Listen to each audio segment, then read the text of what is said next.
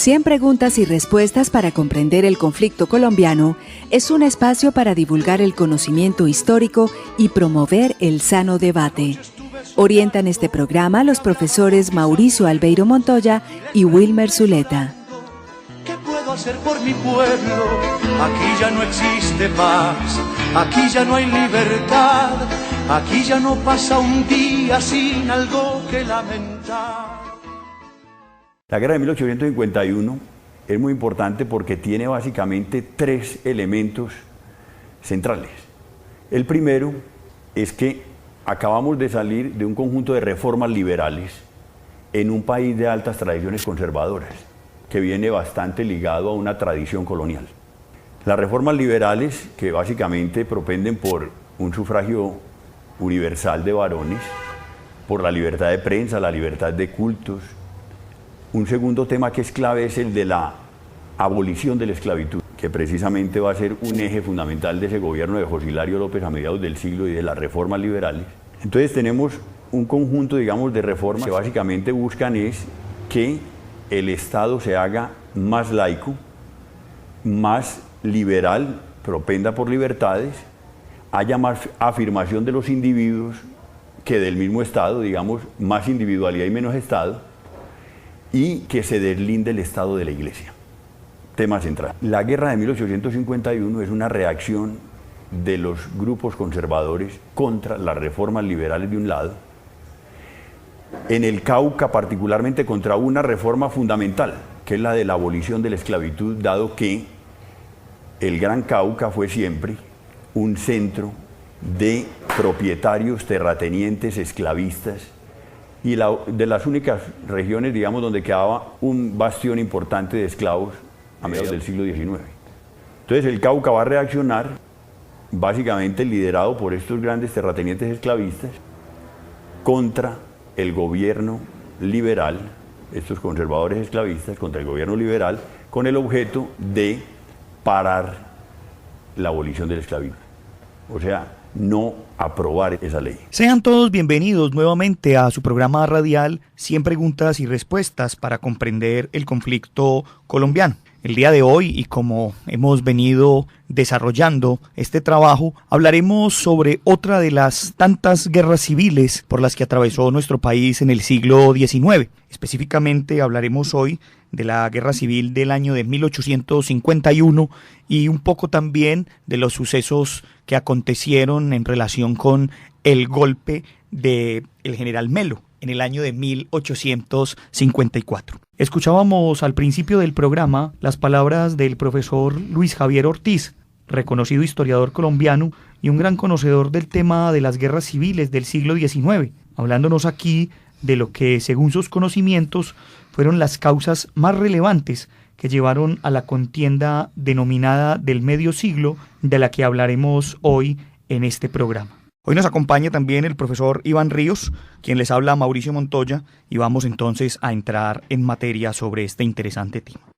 Profesor Iván, hablemos un poco inicialmente de por qué se le llama a esta guerra la revolución del medio siglo, en qué términos o bajo qué expectativa o perspectiva se dice que tiene este nombre. Estas contiendas tuvieron, en primer lugar, la influencia de los movimientos progresistas que buscaban la modernización del país. Es decir, hubo una intensa agitación intelectual influenciada por la revolución industrial, la revolución burguesa, los movimientos de proletarización de las clases bajas, convertidas en movimientos obreros y populares. En segundo lugar, su duración. La primera, por ejemplo, en 1851, va desde el 22 de mayo, es decir, al día siguiente de la declaración de la abolición de la esclavitud, hasta el 10 de septiembre, cuando Tomás Herrera vence a Eusebio Caro en Río Negro, y la segunda va desde la fecha del golpe de José María Melo, que es en el 17 de abril del 54, hasta la ocupación de las tropas de la Restauración el 4 de diciembre. En tercer lugar encontramos todos estos movimientos de liberalización de la mano de obra, desamortización de los censos de manos muertas, la separación de la iglesia y el Estado, la eliminación de los derechos de estola, es decir, aquellas deudas de los peones con sus patrones por bautizos, entierros, matrimonios. En cuarto lugar encontramos la participación de figuras como Tomás Cipriano Mosquera, Florentino González, José Hilario López y las sociedades democráticas, que jugaron un papel diferente de acuerdo pues al momento político y a las circunstancias. En esto encontramos que la sociedad colombiana apareció en la escena política bajo los propios intereses y banderas y fueron el fermento ideológico de lo que posteriormente en la década del 60 del siglo XIX fueron los partidos liberal y conservador. Bajo ese orden de ideas, profe, entonces hablemos de algunos representantes importantes que marcaron este periodo. ¿Qué podemos decir de figuras como Florentino González y José Hilario López en este marco? Florentino González fue una figura muy emblemática en términos de modernización del Estado. Él concibió el libre cambio, fue un defensor del libre cambio en franca oposición a las medidas proteccionistas del Estado y el mantenimiento de los monopolios, esencialmente pues del tabaco. De hecho, durante el gobierno de Tomás Cipriano Mosquera, donde él fue un gran influenciador, fue abolido este monopolio y se demostró que la producción concentrada así en los monopolios era estancada. De hecho, allí, digamos, podemos encontrar que para los años 50 la producción se aumentó hasta 100.000 pacas de tabaco. Esto dio un auge importante en la producción económica del país, pues porque afianzó la navegación por el río Magdalena. Esto exigía mano de obra para el cultivo, para el embalaje. Además, pues, de que la exigencia de tierras, esto se enfrentaba, pues, digamos, la exigencia de producción se enfrentaba con lo que era el régimen de servidumbre, es decir, las tierras se vendían con los peones. Aquí voy a presentar una idea en palabras de Florentino González citadas por Jaime Duarte en 1841, donde más o menos expresa esto que estoy diciendo. Decía: proporcionémosle pues el que tenga más medios de comprar este artículo, haciéndole trabajar en cosas más productivas, y para eso destruyamos los monopolios y permitamos el libre cultivo y aquellos frutos que tienen una realización pronta y ventajosa en los mercados extranjeros. Este es el modo de hacer bien al mayor número y esta es la medida de salud que reclama esta sociedad moribunda. Aquí encontramos también figuras como José Hilario López, en donde las sociedades democráticas fueron importantes, tuvieron un origen esencialmente liberal, influenciadas por ellas. De hecho, José Hilario López participó en la inauguración de varias de ellas, como la Escuela Republicana y la Sociedad Democrática. Fue elegido presidente el 7 de marzo de 1849, con una diferencia de votos bien discutida que exigió intervención del Parlamento en esos años. Ningún candidato en ese momento contaba con la mayoría decisoria. Se llevaron a cabo 3 elecciones sin éxito y bueno, esa elección estuvo caldeada por los ánimos de las sociedades democráticas amotinadas hasta que finalmente pues se decidió su elección por el voto de Mariano Ospina Rodríguez. Durante su gobierno se dieron medidas de modernización como la Comisión Coreográfica, se decretó la libertad del cultivo del tabaco, se suprimió la pena de muerte y la prisión por deudas, se consagró la libertad de prensa, se avanzó en la descentralización administrativa y dotó a las provincias de ingresos como el impuesto de renta. La reforma más importante fue la abolición de la esclavitud en mayo de 1851. En este orden de ideas debe decirse que esta serie de reformas tuvo un impacto directo en elementos como el tabaco, por ejemplo, donde hubo una apertura comercial, se dejó de tener el control por parte del Estado y eso amplió lo que podríamos decir el mercado internacional. Hubo una serie de decisiones que se tomaron en relación con el tema de los resguardos indígenas, algunos de ellos se disolvieron, eso generó que se levantaran muchas comunidades indígenas en zonas como el Cauca, por ejemplo, además de lo que ya mencionaba el profesor Iván, la abolición de la esclavitud, que trajo como consecuencia pues el crecimiento de la mano de obra y sobre todo pues los problemas que se gestaron con la iglesia, la desamortización de manos muertas, que de alguna manera pues fue uno de los temas más complejos, sobre todo porque el Estado indemnizó de alguna manera a las comunidades religiosas, pero se apropió de sus tierras, que de alguna manera pues eran una de las riquezas que más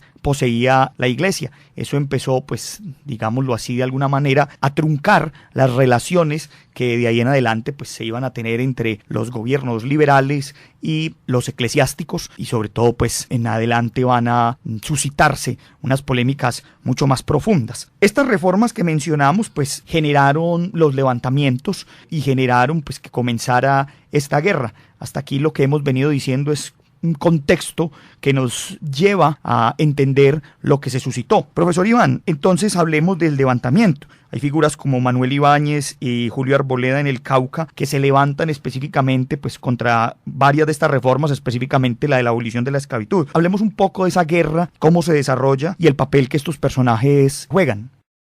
Todo este plan que ya había puesto en marcha el gobierno de López ocasionó un descontento en los dueños de los grandes centros esclavistas de Cauca y Popayán, así como en los centros mineros de Antioquia, Chocó y Barbacoas, que se terminaron convirtiendo en focos de oposición, liderados por estos personajes, Manuel Ibáñez y Julio Arboleda. El levantamiento se produjo en diferentes lugares del país simultáneamente, con Pastor Ospina, por ejemplo, en el oriente de Cundinamarca, Mateo Viana y otros jefes en Mariquita, Tunja y Pamplona, y sin embargo, el centro del gran conflicto se hallaba en el Cauca, en donde Julio Arboleda y Manuel Ibáñez jugaban el todo por el todo. En Buenaventura y Palmira, por ejemplo, se concentraron con la resistencia de Ramón Mercado y Antonio Mateus, quienes militaban en el bando liberal y reclamaron el apoyo del pueblo, y crearon milicias con el apoyo de destacamentos de la Guardia Nacional.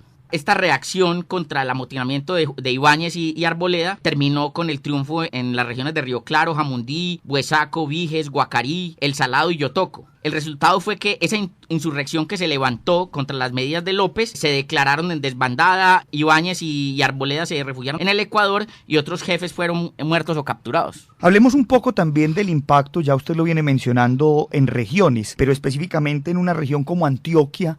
¿Qué sucedió? Bueno, aquí vale la pena mencionar el antecedente de 1767, cuando la hacendada Javiera Londoño dio libertad a 125 esclavos suyos, la totalidad de su cuadrilla. Pero fundamentalmente esta medida, Eusebio Borrero, un hacendado y alto dirigente del Partido Conservador, tuvo al mando 800 hombres para tomarse Medellín y proclama el gobierno federal independiente. Medellín fue invadida por diferentes caminos el 7 de septiembre por tropas al mando del general Tomás Herrera, venciendo a los rebeldes el 10 de septiembre en Río Negro. Vale decir entonces que el gobierno respondió a estos levantamientos y digamos que fue una respuesta contundente y que trajo también consecuencias porque hubo reformas institucionales. Hablemos un poco de esa respuesta del gobierno, las consecuencias de la guerra y lo que sería pues posteriormente la Constitución de 1853. José María Obando estuvo al mando de los ejércitos hacia el sur y Tomás Herrera fue enviado al Valle del Cauca. El choque fuerte de la contienda se produjo el 26 de abril en Jamundí. Del 22 de mayo al 7 de julio se libraron los encuentros entre las milicias locales y los brotes insurgentes que eran nutridos por contingentes de las haciendas. Se obtuvieron triunfos en Mariquita, Boyacá y Antioquia. Este conflicto se caracterizó por ser breve, sin un acuerdo previo y carente de organización y recursos. Luego de esta contienda se produce una gira de José Hilario López por el Cauca, donde era aclamado por las sociedades democráticas. Allí entonces los liberales en el gobierno se fortalecieron políticamente en los enfrentamientos y se pusieron en desbandada una serie de medidas liberales enormes. De este resultado se obtuvieron, por ejemplo, 26.000 esclavos libres, las elecciones de los párrocos, y aunque persistía la resistencia del alto clero, como Manuel José Mosquera, quien fue desterrado, así como los obispos de Cartagena y Pamplona. La Constitución de 1853, como ya lo veníamos mencionando, estaban los liberales provistos de toda iniciativa política, y proclamaron esta Constitución sancionada el 21 de mayo por el presidente José María Obando, reconocido como santanderista. Estaba basada en los principios del liberalismo, estableciendo la elección popular y directa de los gobernadores, la autonomía de los municipios, el sufragio universal y secreto, la libertad de cultos, la separación de la iglesia del Estado, la libertad de imprenta. Sin embargo, por el carácter castrista y sin ninguna cualidad de Santander y sin formación liberal, Obando enfrentó una incapacidad para manejar la situación del país, y con gobernadores reacios pues a su autoridad y con la Corte Suprema esencialmente conservadora en su contra, y las epidemias de cólera que brotaron en Panamá, Cartagena y Santa Marta radicalizaron las sociedades democráticas hacia la tendencia opuesta. Bueno, en ese orden de ideas pues que venimos mencionando, el conflicto, su desarrollo, las reformas, vale decir pues que todo esto trae una gran consecuencia y es un golpe de Estado perpetrado por el general José María Melo en el año de 1854. Es interesante decir acá que ese golpe pues fue avalado o al menos aprobado, sobre todo por los militares y también por los artesanos, que veían que estas condiciones económicas que se estaban imponiendo en el país, pues también los afectaba. El profesor Gonzalo España, en su libro El país que se hizo a tiros, trae un detalle bastante interesante sobre lo que promovían aquellos que apoyaron el golpe. Caigan la usura y el monopolio, y no gima el pueblo de hoy en adelante, envilecido y en miseria. Abajo las leyes inicuas, abajo la venta de tierras de los que pertenecen a las clases aborígenes. Abajo Gólgotas y abajo la Constitución de 1853, convocatoria de una convención granadina inmediatamente, profundo respeto a la religión católica, apostólica y romana, vuelva el fuero eclesiástico, que vaya una misión a Roma a solicitar un concordato, que se deroguen todas las leyes antieclesiásticas, que vuelvan los jesuitas, que se restablezca el orden público, que se haga un recargo prudente a los derechos de importación y que haya contribución sobre el tabaco que se exporta. Cosas como estas fueron las que proclamaban los que apoyaron este golpe. Pero, profesor Iván, hablemos un poco de ese golpe de Melo, cuáles son en realidad pues sus impactos y cómo termina esa situación. De toda esta radicalización de las sociedades democráticas y de la expresión popular también se le une entra como un gran influenciador el movimiento intelectual, entre los que se destacan Joaquín Pablo Posada del Alacrán y Fernando Piñero, quienes en sus publicaciones propinaban burlas a la dirigencia política y hacían un llamamiento a las masas con las que promovían, en primer lugar, guerra contra los ricos, un señalamiento del comercio como especulación vulgar, la actividad del comercio como monopolio, los de levita refiriéndose a la burocracia del Estado como enemigo de clase. Los actos públicos terminaban en la confrontación entre los de Ruana y los de Casaca en ciudades como Cali, Medellín y Bogotá.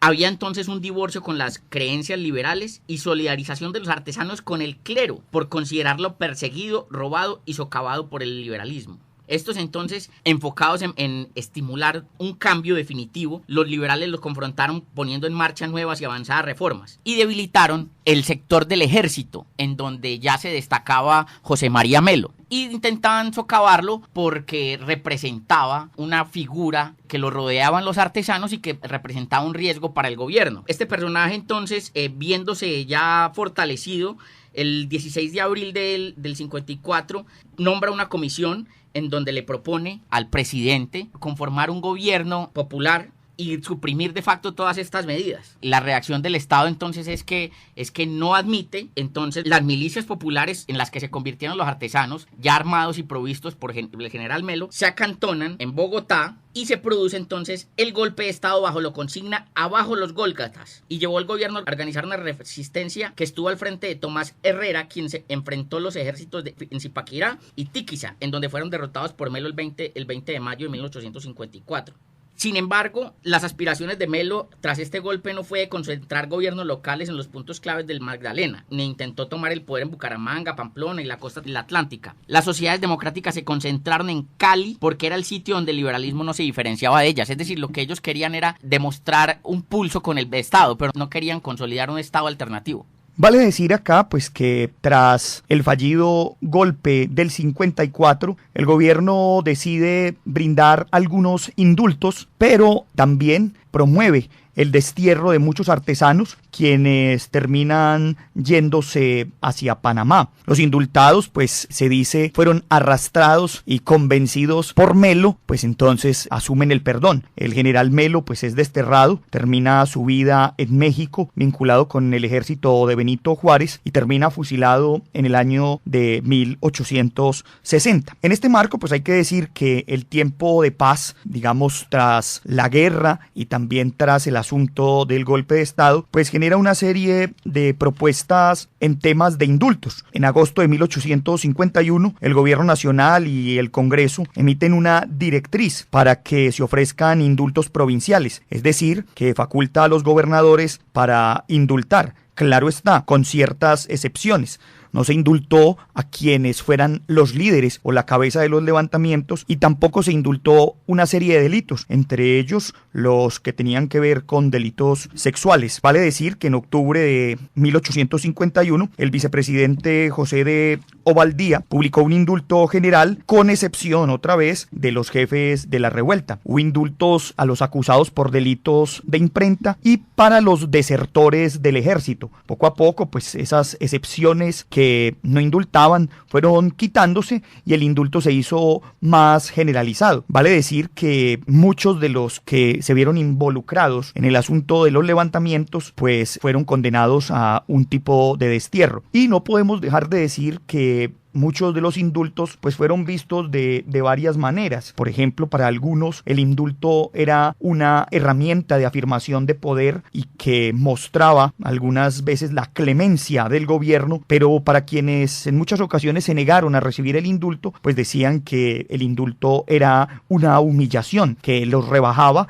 y que les desconocía sus derechos. Muchos eclesiásticos, como lo mencionamos, pues fueron desterrados y también acusados de haber levantado las poblaciones. Y a diferencia de todo esto, pues los liberales veían pues el indulto con buenos ojos, además porque trataban de demostrar que los conservadores eran cortos de entendimiento por oponerse a estas reformas que los liberales consideraban necesarias y que lo que ellos llamaban las personas conservadoras pues no estaban tan de acuerdo. En este mismo marco pues tampoco podemos dejar de mencionar que la literatura jugó un papel muy importante, ¿cierto? La literatura aparece también acá contextualizado todo esto que estamos mencionando, y vale decir acá que hay un escritor llamado Eugenio Díaz que escribe varias obras para esta época. Una de ellas es El Rejo de Enlazar, donde se habla del golpe de Melo, el impacto sobre las haciendas, sobre todo pues en la sabana de Bogotá, y específicamente pues de la guerra o el golpe del que ya hemos mencionado. Y otra novela bastante interesante de Eugenio Díaz es Manuela, una novela costumbrista y que un poco muestra el ambiente político de esta época. Vamos a escuchar un fragmento de esa novela para que así pues nos hagamos una idea de lo que allí se plantea. Capítulo 15. Junta de Notables. Los extraordinarios sucesos que habían tenido lugar en la parroquia y el peligro en que se veían los encausados por don Tadeo hicieron necesaria una junta de notables que fue convocada por don Blas, dando por lugar de la cita la casa de su hacienda. Esta junta tenía por objeto deliberar sobre la situación y adoptar el remedio conveniente. A la hora señalada fueron llegando los diputados e introducidos en la sala de la casa empezó la sesión bajo la presidencia de don Blas. Era aquel congreso verdaderamente notable, porque en él estaban representados no solo los dos partidos de la parroquia, sino todos los matices políticos que existían en la Nueva Granada. Don Blas y el cura eran conservadores netos, y don Manuel conservador mixto, don Cosme y don Eloy liberales, y don Demóstenes radical. Asistió también convidado por el dueño de la casa, el maestro Francisco Novoa, herrero, que se había ido de Bogotá a la parroquia a consecuencia de sus compromisos políticos en la revolución del general Melo. En la parroquia era tadeísta, pero también hombre de bien a carta cabal. Como los otros señores eran manuelistas, o sea, del partido de las haciendas, se ve comprobado lo que dijimos al principio, que no faltaba un solo matiz político en aquel memorable Congreso del Retiro. Don Blas abrió la sesión pronunciando un mensaje, o mejor dicho, un discurso de la corona, puesto que la mayoría era de señores feudales. En el discurso pintó la situación aflictiva en que se encontraban, encausados casi todos por el Tinterillo, quien tenía probado por declaraciones falsas, pero contestes, que habían cometido delitos que ni siquiera habían imaginado, como hurto, asesinato y resistencia a mano armada a la autoridad. Concluido el discurso inaugural del presidente, tomó la palabra don Demóstenes. El fogoso orador recordó a los pueblos y a la humanidad entera la liberal Constitución del 21 de mayo de 1853, santificada ya con la sangre de muchos mártires y consagrada por la victoria del 4 de diciembre. De allí dedujo, lógicamente, que los crímenes del gamonalismo y falsificación cometidos por don Tadeo eran contra aquella santa Constitución y que en ella misma se debía buscar el remedio de tantos males. Hizo una viva pintura de los sufrimientos de los encausados y de los crímenes de don Tadeo. A pesar de que todo el auditorio apreciaba las cosas de diferente manera que el noble orador, es tal la magia de la juventud y del entusiasmo que todos gritaron ¡vivas al orador! Enseguida habló el señor cura. Terminó su discurso proponiendo que se enviara una misión de paz a los tadeístas para celebrar con ellos una expunción.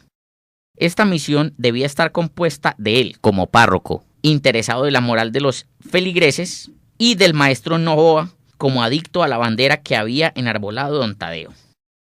El maestro Novoa tomó la palabra para apoyar la proposición del señor cura, ampliándola. Propuso que se ofreciera al gamonal que se le arrendaría una estancia barata y se le daría prestada una suma de dinero a corto interés y con regular plazo, con tal de que se retirara de la dirección de los negocios de la parroquia.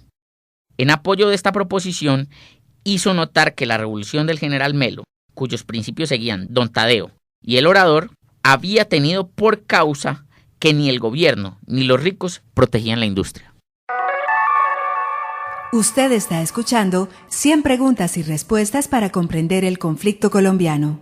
Otra de las obras interesantes que vale mencionar acá después de escuchar este fragmento de la obra Manuela es un texto llamado Amor y Codicia, de Martín Restrepo Mejía, una novela que también nos ubica en el contexto de los conflictos, tanto de 1851 como también de 1854. Con todo este panorama pues que hemos brindado hoy alrededor de lo que fue la guerra de las revoluciones del medio siglo y también un poco lo suscitado a raíz de el golpe militar del general José María Melo, terminamos nuestro programa del día de hoy. Agradecemos al profesor Iván por su presencia, agradecemos a la Universidad Nacional por este espacio que nos brinda, a Jorge Benjumea en el máster y a ustedes los invitamos para que sigan escuchando este programa. Hasta pronto. 100 preguntas y respuestas para comprender el conflicto colombiano es un espacio para divulgar el conocimiento histórico y promover el sano debate. Orientan este programa los profesores Mauricio Albeiro Montoya y Wilmer Zuleta. ¿Qué puedo hacer por mi pueblo? Aquí ya no existe paz, aquí ya no hay libertad, aquí ya no pasa un día sin algo que lamentar.